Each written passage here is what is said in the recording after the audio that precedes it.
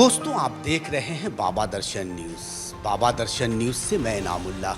अभी मैं काराकाट लोकसभा के विक्रमगंज में हूँ और यहाँ हमारी मुलाकात हो रही है। किरण प्रभाकर जी हैं।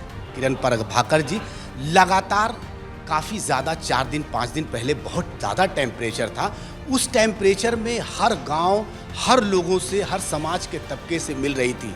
यहाँ पर एक जातीय समीकरण है और उसी जात के हिसाब से लगातार एक ही जात के सांसद बने हैं, मंत्री भी बने और कई एक बार लोगों की कोशिश रही है कि डिहरी में डालमिया नगर को चालू कराया जाए, या एक पुल है वो 7 महीने से किस तरीके से जर्जर हो रहा है उस पर किसी का ध्यान नहीं है। हम किरण प्रभाकर जी से जानना चाहेंगे कि जब एक दिन ऐसा हुआ मैम कि जब हम आपको सीधे विक्रमगंज के रास्ते जा रहा था तो एक वाइट कलर का मकान था। उस मकान पर इस तरीके से समृद्धि संकल्प महाअभियान का बड़ा सा पोस्टर था। तो लगता है कि पहले से ही आपने एक मन को बनाया था कि हम लोगों की सेवा करें। जी नमस्ते। बिल्कुल, मेरा बचपन से ही रहा है कि मैं लोगों के लिए कुछ करूं और मैं जहां भी रही कुछ करती रही लोगों के। जहां भी रही जो भी मेरे से बन पड़ा मैंने हमेशा किया है और ये चीज़ मेरे खून में है, मेरे ब्लड में है। मैंने अपने दादाजी को देखा है, उन्होंने तो जो ज़मीन के लिए आज मारा मारी है। मेरे दादाजी ने मेरे गाँव में 40% ज़मीन लोगों को रहने और उनके खेती करने के लिए दे दिया। तो मैं उनकी पोती हूँ और मुझे ये शायद मेरे ब्लड में है। तो हम तो उतना भी नहीं कुछ कर रहे हैं, लेकिन फिर भी हाँ, हमने बाद में चल के एक संकल्प ले लिया कि मुझे अपना पूरा जीवन अब अपने जन्मभूमि और जन्मभूमि पे रहने वाले सभी भाइयों को देना है, ताकि ये लोग जिन सुखों से और जिन ज़रूरत की चीज़ों से वंचित हैं उनको मैं वो दे पाऊँ। और ऐसा है कि आप 2 साल से ही किसानों के प्रति और कुछ बच्चों के प्रति जो है आप सोशल वर्क में लगी हुई। हाँ, जब आप समृद्धि के लिए मैं काम करने आई कि यहाँ पे मैं अपने जन्मभूमि की सेवा करने आई और सेवा में यही था, कुछ और नहीं था, हाथ पैर दबाना था। मुझे सेवा ये करना था कि यहाँ पे धन आए, यहाँ धन आए, इनका जीवन उन्नत हो। तो अब धन तक पहुँचने वाले कौन कौन से दरवाजे हैं? एक दरवाज़ा जाता है जो बेरोज़गारों को रोज़गार दे, रोज़गार के थ्रू हम लोगों के घर में धन दे सकते हैं। एक जो कृषि प्रधान क्षेत्र है, यहाँ किसानों का पैदावार बढ़ना चाहिए और खेती करने के दौरान उनको उन तकनीकी उपकरणों का भी सुविधा मिलना चाहिए, उनको सिंचाई का मिलना चाहिए, उनका खेती उन्नत हो। जो आज पेस्टिसाइड, केमिकल्स, तरह तरह के फर्टिलाइज़र्स डाल के जो हम ज़मीन का सीना जहर से भरते जा रहे हैं और फलस्वरूप हमें जहरीली इल्ड मिलती है जिसका पोषक तत्वों से विहीन होता है और उसका हेल्थ पे दुष्प्रभाव होता है। तो ये सब सारी चीज़ें हैं जो किसानों का पैदावार बढ़े, पैदावार का उचित मूल्य मिले, ये भी एक रास्ता समृद्धि की तरफ जाता है। एक रास्ता समृद्धि की तरफ जाता है कि हमारे क्षेत्र में आप देखिएगा जितने सारे मंदिर हैं, हर गांव के पूर्व दिशा में काली माई का मंदिर होता है और बहुत गांव में मैंने देखा कि मंदिर जर्जर अवस्था में है और बिना रंग रोगन के टूटे फूटे, देखने में बड़ा दिल को दुख होता है कि जिस माँ की कृपा से हमारा घर आंगन खुशहाल रहता है, हमारे खेतों में फसल लहलहाते हैं, हम बाहरी आपदाओं से बचे रहते हैं, उसी माँ के मंदिर को हमने ऐसे शून्य छोड़ रखा है। तो ये हमारा कई स्वार्थ दिखाता है। फिर मैंने उन 101 मंदिरों के संकल्प का भी, 101 मंदिरों के जीर्णोद्धार का भी संकल्प लिया कि ये भी समृद्धि तक जाएगा, क्योंकि जब माँ खुश रहेंगी तो निश्चित ही काफ़ी अच्छी बातें होंगी, लोगों का पैदावार बढ़ेगा।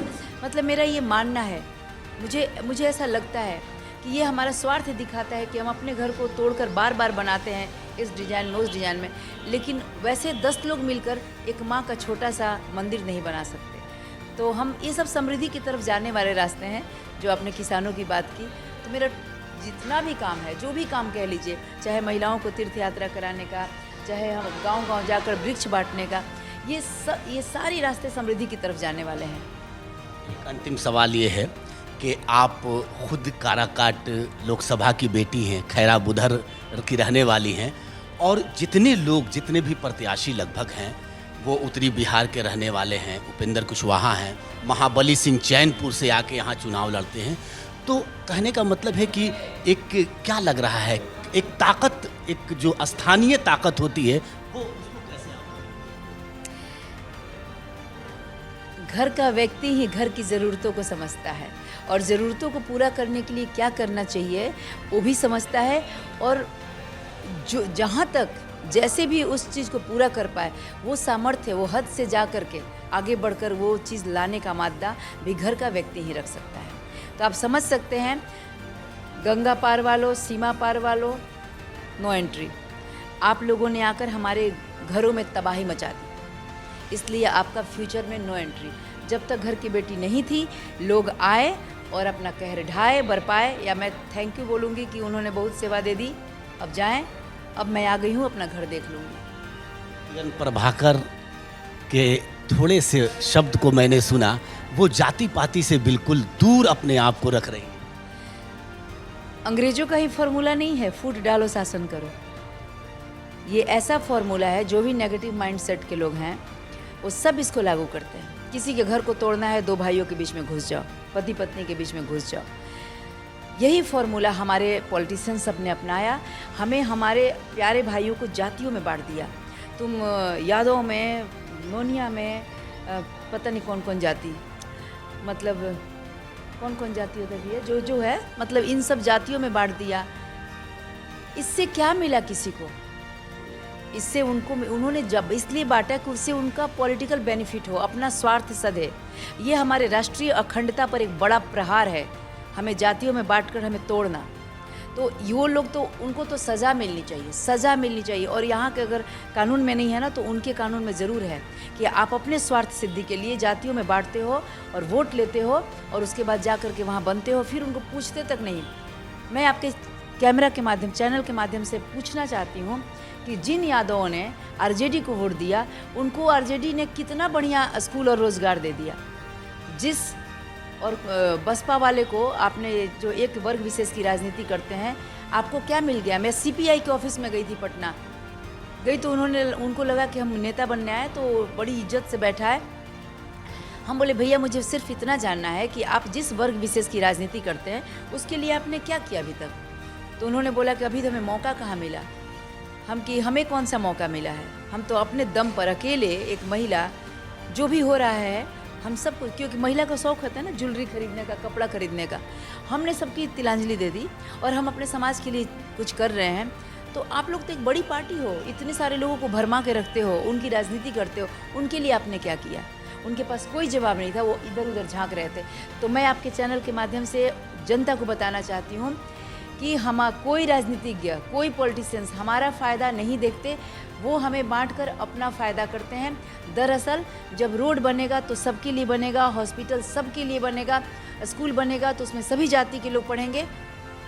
हमें कोई जाति का नेता नहीं चाहिए, हमें वो बनाने वाला नेता चाहिए जो सबसे प्यार रखता है। और बाकी नेता ने क्या हुआ, सबको बांटा है अलग अलग अलग। एक अकेला हम आए हैं जो काराकाट की बेटी हैं, कि सारे को बांध एक कर रहे हैं, सारे को एक कर रहे हैं।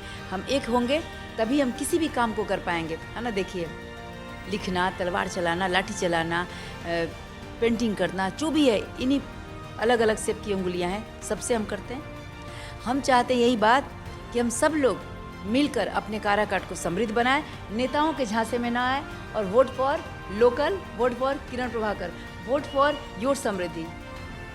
किरण प्रभाकर जी ने बाबा दर्शन न्यूज़ से बेबाकी से अपनी बात रखी, और उनका कहना है कि जाति पाति में मैं कोई विश्वास नहीं रखता हूं, और मैं यहाँ की बेटी हूं, अब दूसरे लोगों का यहाँ ठिकाना नहीं है, वो जितने दिन तक थे अब जाएं। कैमरामैन राजेश कुमार के साथ मैं इनामुल्ला खान। अगर आप इस वीडियो को फेसबुक पर देख रहे हैं तो फेसबुक पेज को लाइक कीजिए और वीडियो को शेयर कीजिए। अगर आप इस वीडियो को YouTube पर देख रहे हैं तो YouTube चैनल को सब्सक्राइब कीजिए और घंटी के आइकॉन को दबाइए।